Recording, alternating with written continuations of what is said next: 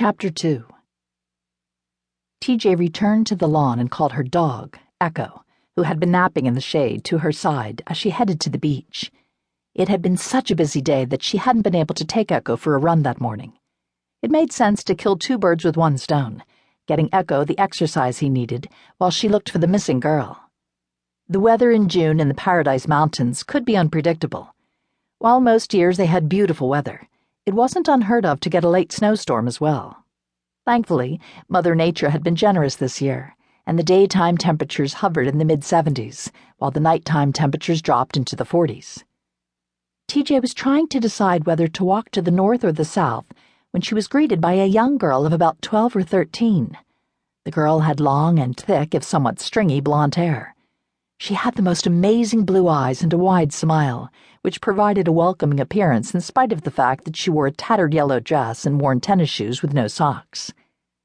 "Can I help you with something?" TJ asked. "Are you the lady who's looking for Kiara?" the girl asked. "How did you know I was looking for Kiara?" "One of the ladies over where the girls are signing in told me that Kiara hadn't checked in, but one of the staff was looking for her." "Do you know Kiara?" Her sister. Half-sister, really. Kiara and I share a father." TJ immediately recognized the resemblance to the photo of the model. "Kiara was supposed to be here, but I can't find her." The poor girl looked like she might cry. "What's your name?" TJ asked. "Annabeth." "My name is TJ. I suspected you might be Kiara's sister. You're very beautiful, just like she is." Annabeth grinned. "You think so?" "I do." "So you've seen my sister?" "Actually, no," TJ admitted. "I saw a photo of her, though. Kiara was on the bus, but she left shortly after she arrived with a tall man with blonde hair. Do you know who that might be?" The girl looked around. "I have to go," she said before running back toward the resort. "Odd," TJ muttered. She was worried about the girl, but really needed to find the model. She called Leonie on her cell and asked her to keep an eye out for Annabeth, and then headed down the beach to the north. TJ waved to several people she knew as she trudged through the hot sand. She loved the community she lived in. Like most of her peers, she'd gone away to college, but unlike many who chose to relocate to larger towns with more opportunities, TJ had come home the minute she graduated.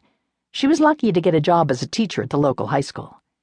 As with most of the staff in the small high school, she took on many duties, including coaching the track team in the spring, the girls' soccer team in the fall, and the ski team in the winter. TJ took off her flip-flops and walked barefoot through the warm sand. Although it was a weekday afternoon in mid-June, it seemed everyone had decided to take advantage of the gorgeous weather. Families shared picnic lunches, while younger kids played in the sand and older ones played in the water. TJ didn't know how she was going to find one girl among the crowd. She waved to a group of high school students she recognized before heading in their direction. Maybe one or more of them had seen the girl walk by. She really was a beautiful young woman.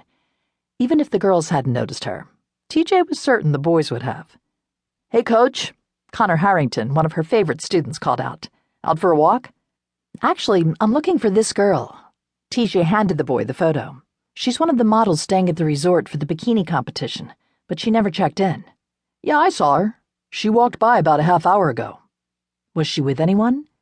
"A tall guy with short blonde hair." "Did you see which way she went?" TJ asked. "She was walking down the beach toward the cove." Secret Cove was isolated, normally accessed by boat since it could only be reached by land by climbing down a fairly steep embankment. "If the model comes back by, will you remind her that she's needed at the resort?" TJ asked. "Sure thing." TJ wondered if she should get back to the resort and just let the missing model find her own way back. She would certainly be penalized for not adhering to protocol by checking in and attending the orientation with the other models. But Kiara was an adult and therefore responsible for her own bad choices.